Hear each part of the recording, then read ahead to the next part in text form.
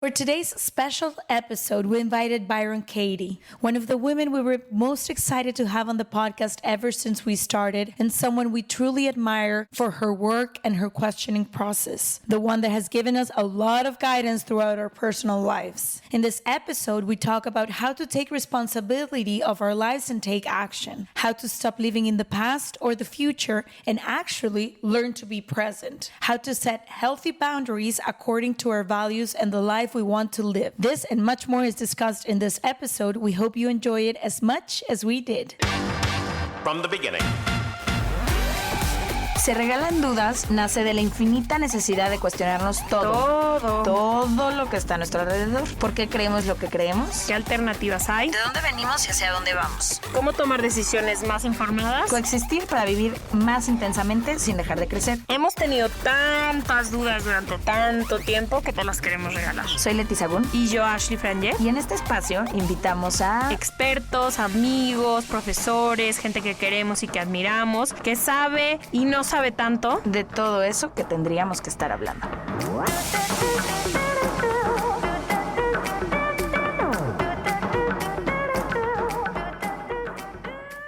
First of all, hi, Byron. We are extremely excited. I don't know if we've been more excited in our entire podcast than being here with you, sharing this moment.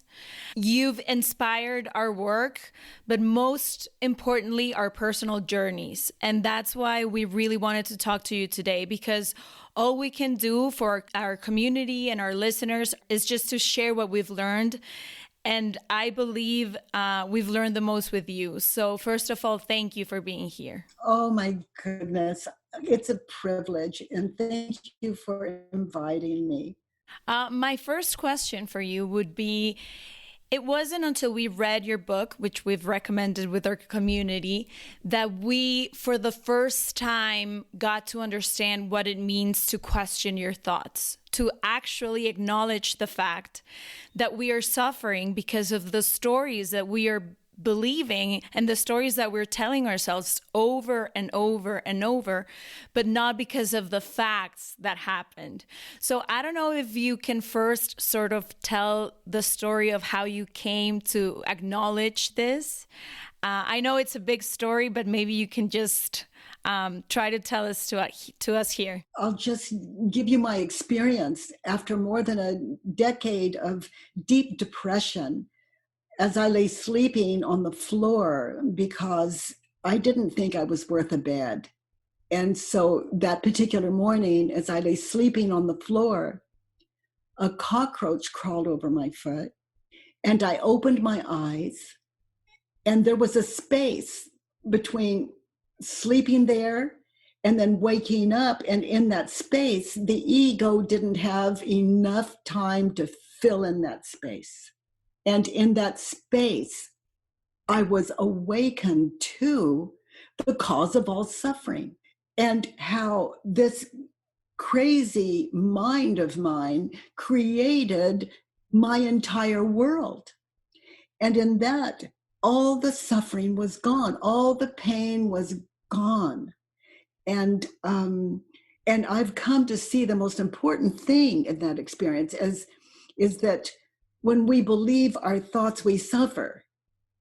And when we question our thoughts, we literally wake up to another world. And I don't mean some spooky, I mean the world, like where we are with our families, with ourselves, with what's really going on, as opposed to what I am believing is going on. And so to hear people, to be a really good listener, over the years, I've had to question, like you say something, and then I imagine what you really mean by that. Like what they're saying is, what they mean is, and it convolutes the whole discussion. So because I've been just sitting in these 4 questions, just sitting in this inquiry that I have the privilege of sharing with the world, I've become a really good listener. I can hear my children. I can hear my husband. I can hear my grandchildren. And as a result, when I really listen, I feel more compassion when they're either complaining or sad, and I can experience their joy when they're telling me how happy they are and why, and it's just it's a whole other world. I'm connected to my family, to the people in the world that I meet and come across, and just like I'm very connected to the two of you right now. It's just because I don't have a story on you other than just seeing you the way you are. And there are words like magnificent and beautiful and smiling, and there's a sparkle coming off of your glasses and your earphones, and I could just go on and on and on. And I don't need it because I see your beauty. And the way I see, I am responsible for. And if I'm not connected with you, it's like, oh, they expect me to say this or that, or they expect me to be wise or smart, or what they want to know is, well, I don't think I'll tell them that. Dun, dun, dun, dun, dun, dun. It's gone. And so I'm present. And it's such a fearless world. And like you too, I want that for everyone. Let me ask my second question for you is sometimes you're talking about this presence and about doing the work of questioning and coming frontal with no expectation to other people, just allowing them to be whoever they are. But sometimes I feel that our brains tricks us into coming in spaces with a story or coming into places with our expectation. How have you trained your mind, or how do you practice this of coming in without expectations? Because I personally find it hard. We walk with expectations all the time. Like, how do you do it to just come in a room or in this conversation with zero expectations? It's a result of having done enough Judge Your Neighbor worksheets. It's just what's left. It just leaves me in a kinder, more understandable world. It's a world where I don't have to know the future, not one moment ahead. It's like the work has shown me that the universe is friendly and that I don't have to worry. And when I'm not worried, I'm much more prepared to deal with the world than if I am worried. When we're fearful, we say and do things that we are sorry for. And then we live out of this world of guilt. It brings guilt. And then we try to forget about it. And then for some of us, we compulsively overeat, or we smoke that cigarette we said we'd never smoke again, or on and on, or we drink the drink, or we're angry at our children, etc. And then we have to apologize. Yada, yada, yada. Whereas I just come empty, it's a gift of me having questioned my mind over these. The work is a practice.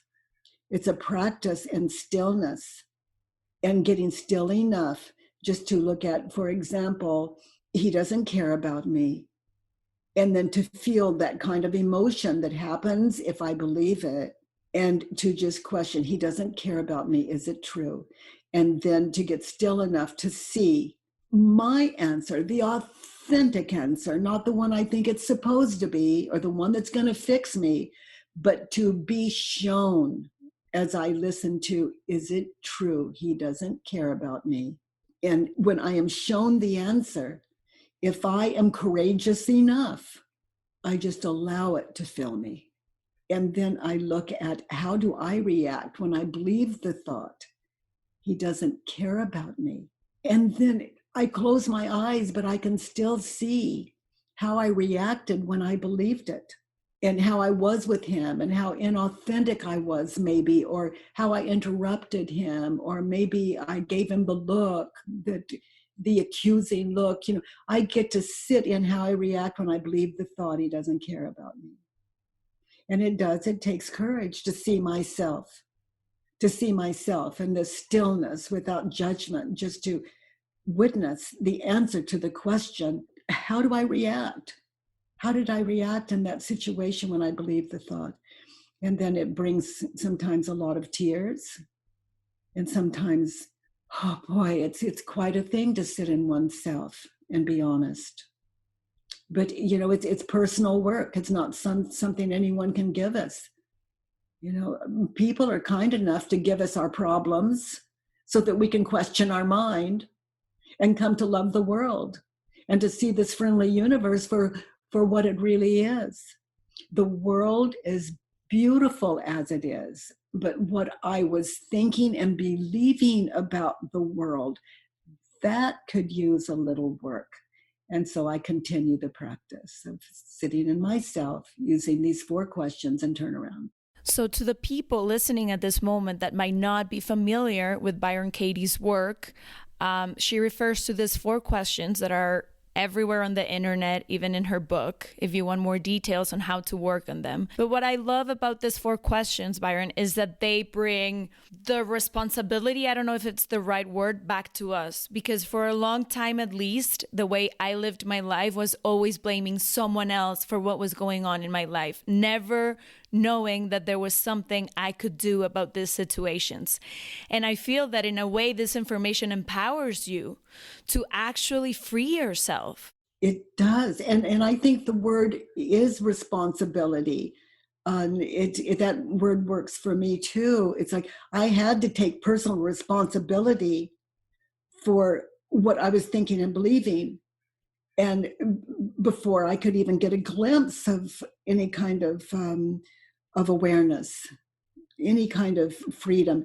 It's it's almost like people can be cruel in the world. Okay. Okay. But I can't afford it, because when I'm cruel, it hurts me. And then I react out of that, and I say and do hurtful things to the people I love, that are the people closest to me in my life. And so, yeah, like you, I take responsibility for that. And this work certainly brings it home to us, doesn't it? Front and center. Oh my God. No, because once you see it, you can't unsee it. It's like once you see it, you have to do something about it, because now it's within you. Yeah. Like he was cruel. And then when we get to those where we find opposites in that situation, I was cruel. Well, let's say he was really, really, really cruel, and I just said this one little thing. I have to own, I was cruel. This is not about him. If I'm cruel in any way, then that is I can't afford it. It hurts. It's what gives us heart attacks. It's what shifts our personality from loving and caring to resentful and hurtful. I have one question, Myron. I've been doing the work for a few years. I actually went to Ojai to meet you, and I sat at your workshops, and I constantly find myself when I do the work, maybe I'm doing it wrong, but when I do the work, I constantly feel like I'm invalidating my feelings. Say, for example, he doesn't care about me, okay? And it feels like he doesn't care about me. And Yes, it does, because you're believing it. And so now we go to, how do I react? The third question, there are only 4. How do I react? What happens when I believe the thought, he doesn't care about me? And now I'm in touch with those feelings you were just describing. It's how I react when I believe the thought. And then I notice those images of past and future. It's how the mind reacts when we think the thought. We see how physically it affects us, how we react. But mentally, how does the mind go to past and future when we believe the thought? He doesn't care about me. And then we see the past where other people didn't care about me. And then we see the future where he's going to say something terrible about us, or he's going to hurt our feelings if we see him in front of other people. He's going to ruin my reputation. And then I see in the past, past, future. Now, as I witness how my mind reacts in this not now, past, future, not now, as I sit in that, I can see now that it is a movie in my head of the not now. And as I see that movie, then I understand the cause of the physical emotions I'm experiencing. And then when we see that person on the street again, if we haven't done our work, when we look at that person, all those images of past, future come, and then we feel embarrassed or hurt or angry, and we treat them that way. That is putting what we believe upon them before they even say a word to us. And just, why can't I meet just my fellow human being as a clean slate? Well, that's that fourth question. Who would I be without the thought, that he doesn't care about me? And then I turn it around. I try opposites. He does care about me. Now that takes a lot of stillness, and it's hard for the ego just to kind of step aside. He does care about me. And so I look for any kind of signal or recognition with my eyes closed. This is a meditative process. With my eyes closed, oh my gosh, I see in that situation, he smiled. Oh my goodness, I see in that situation, not one time did he say, I don't care about you. And then I just continue to be there now, just letting what happened then show me the reality as opposed to what I was believing about him. He doesn't care about me. I don't care about him. Okay, so where was it in that situation? I wasn't caring about him. So much responsibility, but it's within ourselves completely. And I'm responsible for it. I cannot dress for him the way that would please him. I can't say the things that I have to be 100% inauthentic to get him to like me. It's so much work, and I don't even know that he would like me anyway. But what I can tell you is I don't like me when I'm living out of an inauthentic me and an inauthentic life. It's so painful and so painful. So Byron, now that you're saying, or now that you just mentioned the word inauthentic, I feel like one of the most powerful concepts I've come to with your work is coming back to your authentic self, or to integrity, maybe. For the people listening at this moment, if they're feeling disconnected from themselves, that I feel is also a part of our culture, how it promotes being distracted the whole time, not being in contact with their own selves. What would you suggest, or how can we begin this journey back to us? Because I feel like in order to believe that wisdom and knowledge and everything is within you, you need to start from very small steps. It's not like one day you wake up. Well, it happened to you, but it didn't happen to me that one day I woke up and now I'm like, everything is within me. I've got it all good. Yeah. Okay. Well, I said in this practice, and I continue, every time I do the work with someone, I'm doing my work as well. Going back to your question, what I would do is I would ask myself mentally, whose business am I in right now? And let's say I'm thinking of my daughter, and I'm being critical, and she is in Chicago and I'm in New York, and I'm thinking of her, and I'm thinking, yada, yada, yada, yada, yada. And I'm just so upset. Okay, so whose business am I in? That's where I would start. I saw only three kinds of business: my business, your business, God's business. So in that situation, I'm in my daughter's business. So I am here in actually, I'm not in New York, I'm in California. But here I am in California, and I'm mentally with my daughter in Chicago, and there's no one here for me. There are two of us over there for her, but there's no one here for me. And just that, just come home to myself and then get in touch with what was I thinking and believing about my daughter that would cause me. It's obvious that she's not causing that. We're states apart. We're worlds apart. It's got to land on me. So she can't take care of me. I've got to do that myself. So what I was thinking and believing about her belongs on that Judge Your Neighbor worksheet. It's always free on ByronKatie.com or thework.com. How to do the work. And did you know also that we're doing an hour from 9 to 10 Pacific time?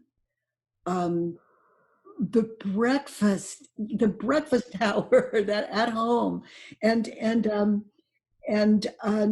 my goodness, we had no idea it would help so many people, and so of course I love that people that want to sit in the work, if they can't find you, that they can start with. It's always free on ByronKatie.com. How to do the work. Byron, I have a question. What has been more and more important in my personal journey has been these things, business that you're talking, the universe business, other people business, and my business. Latino Americans tend to mind everyone's business all the time.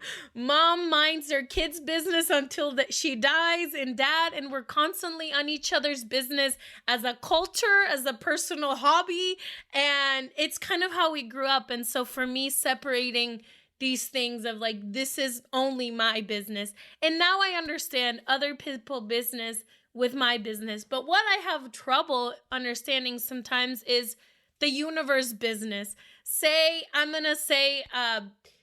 we witness racism against Latinos, or like men treating women incorrectly, toxic masculinity, and all these things that we constantly grew up with. I don't know how to draw the line within what is my business and why I'm witnessing something, or what is the universe business. Could you clarify, or could you give me some tips of how to identify where it's none of my business anymore? It's like if we look at prejudice, and I watch on the news like someone so prejudiced, and they can afford that. I can't. And so I work on me, and we have one less prejudiced person in the world. So I make the difference. And anytime I experience a prejudice in me, it is my job to clean it up, or I am reinforcing prejudice in the world. That's why we feel guilt. We cannot get away with it. And when we experience guilt, defense comes with that guilt, and it requires that we attack anyone that disagrees with us. I can't afford it. It's my job to end prejudice in my world, and it's my responsibility. I can't expect people not to be prejudiced. It's got to begin with me, or where is the possibility? When I started, I didn't even know that some things were possible. I didn't think it was possible until the work found me. And what has shifted in my life is it's indescribable. It's beyond what I could tell or teach. But these questions are for all of us who are open to them. So let's say this person on television that is so prejudiced, the way I judge that person also belongs on paper. Prejudice is prejudice. I can't afford it. And here's why I can't afford it, sweetheart. When I'm prejudiced, my mind is closed. And when my mind is closed, I'm blind. I can't see. And a kind mind is a wise mind, and it understands how to live in the world and be an example of what works, and what works is a match to the heart. And it's a match to everyone's heart, but don't expect people to see it. But do you see it? And I look back at my life the way it was before the work, and that's my gift too.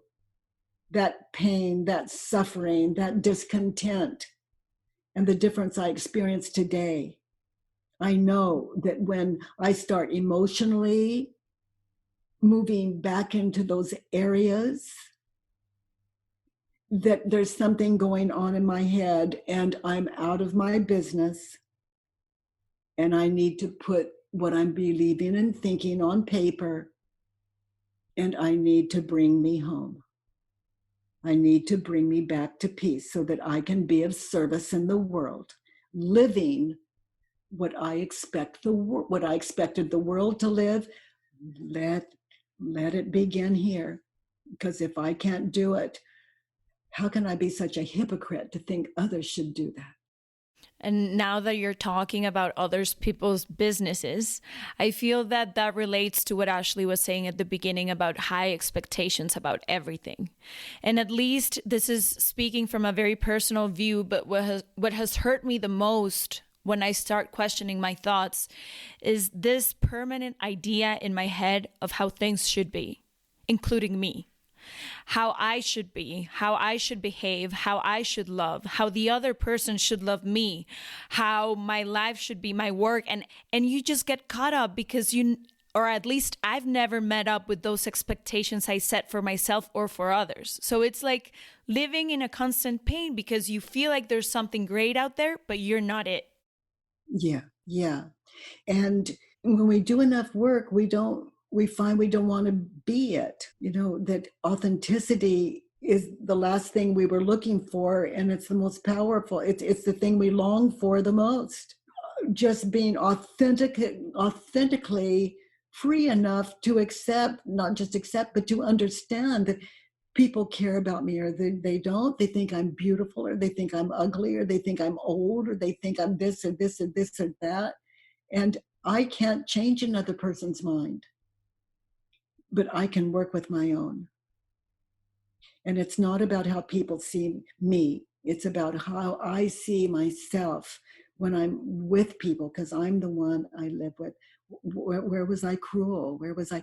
If you look, like, you're obviously, Letty, you're obviously gorgeous, but you're never, let's say, for example, whether it's true or not, you're not ever going to be enough for you.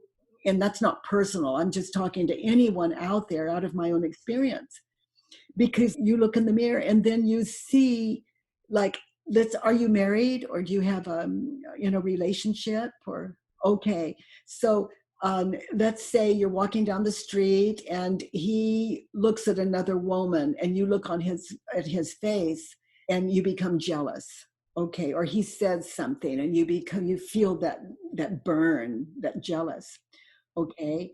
Or he just talks about someone. Let's say you're sitting home and he talks about someone and you start feeling jealous because he's talking about her. Okay.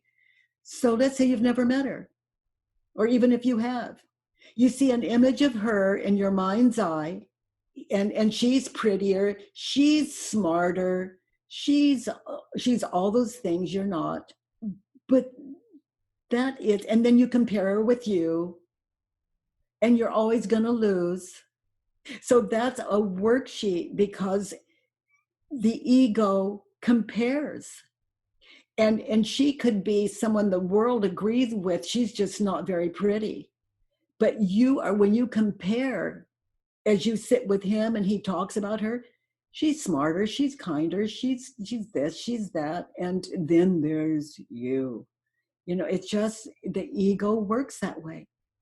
So the more we do our work, the more when our mind compares, it's like, why do I feel so bad, so badly? I'm comparing myself with imagination, something that's not a person in my head. That's not her. That's not a real person.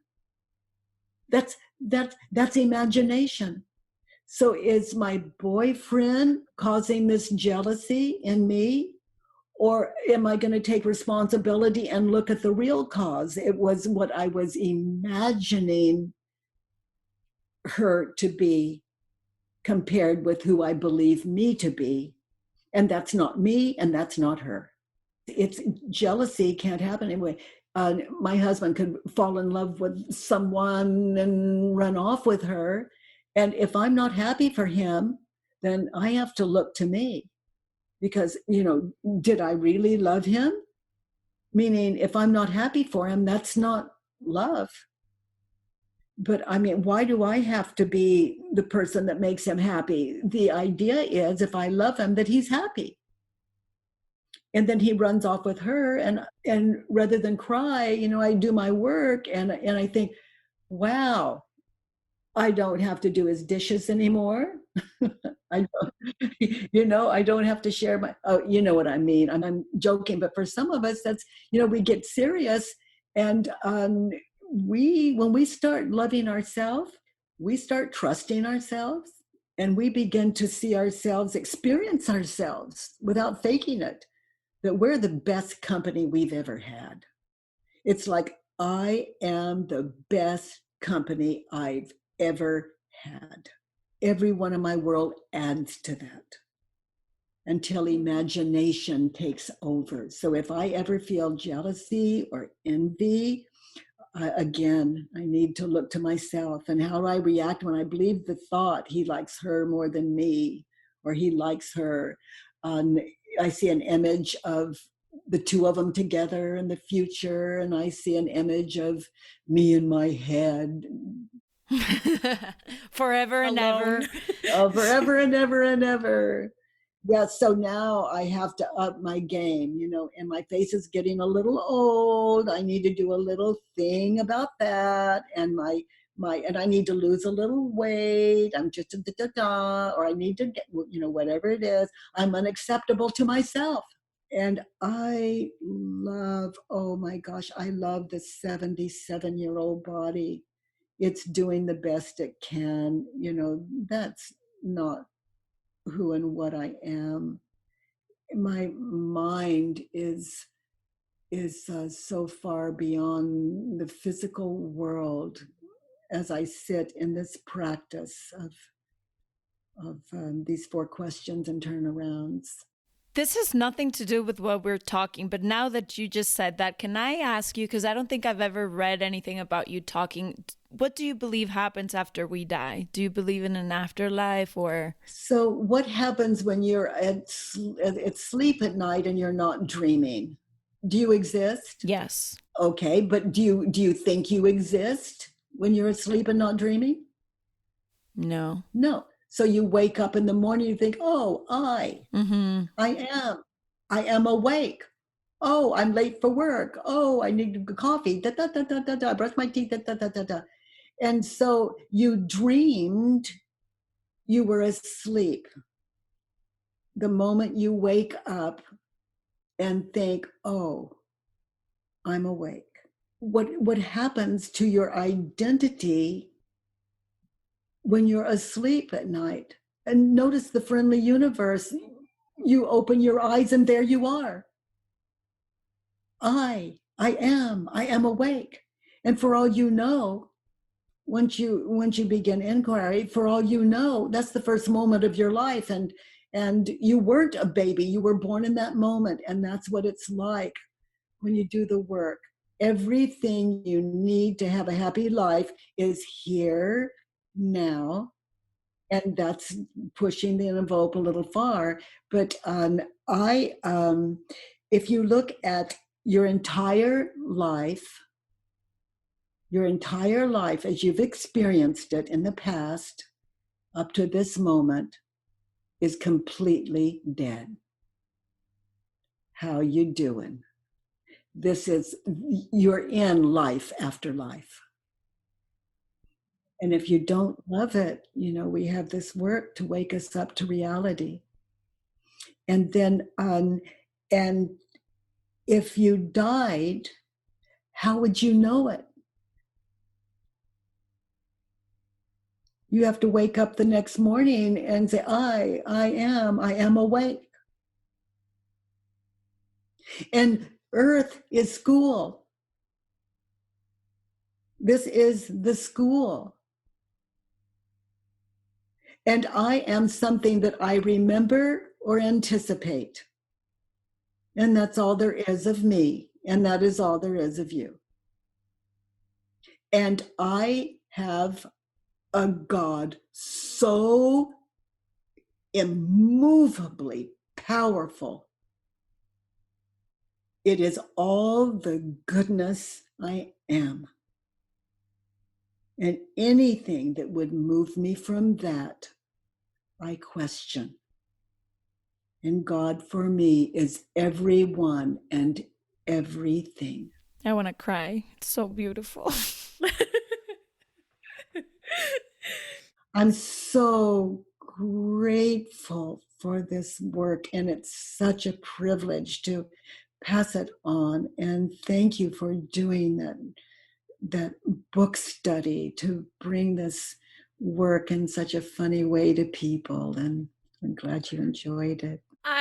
It's literally been like an honor to meet you and then interview you, because what I love more about what you did is sometimes I feel that the theory of healing yourself, of questioning yourself, of finding yourself can be so confusing for someone that has no background. And with your work, I found so simple, so close to me to be able to question myself all the time in the practice, and to be able to find these questions within myself, because we are constantly thinking my love will come from when that person loves me, when I find God, when I understand what's going to happen with me when I die. And it's like, it is like to shift the attention completely towards me has literally changed my complete life and has impacted my entire existence. Yeah, it's God is closer than God is closer than we could possibly imagine. There is nothing but that. And until the mind matches that, we could use a little work. There are words for it, like beautiful, kind, connected, at home. Just before we say goodbye, there's a phrase by you that I love and I have near me the entire time. And it says, "You are the one you have been waiting for." To me, just listening to that before we leave this space is liberating, because it means all the other stories, all the other time and energy we've been putting out there to external resources is completely out of the question now. And I just feel empowered. Yeah. And rightfully so, because we meet the love of our life every time we question anything that would oppose our beautiful nature. Thank you so much, Byron. Thank you for your time. Thank you for your work. Thank you for your book. We've enjoyed it so much, and our book club has enjoyed it as much. And I think thank you is what sums up everything that we feel about you. Oh, thank you. And thank you for passing on your beautiful light and your beautiful, oh my gosh, I don't have a lot of words, Thank you. Oh my goodness. Just thank you. What you do matters. It matters. And I'm so grateful. The kinder you are, the kinder a world. I love you, literally. So thank you so much for this moment. I appreciate it from the bottom of my heart. Thank you to your team as well. They've been so nice to us. Thank you, guys. Thank you for our time together. Bye-bye, beloveds.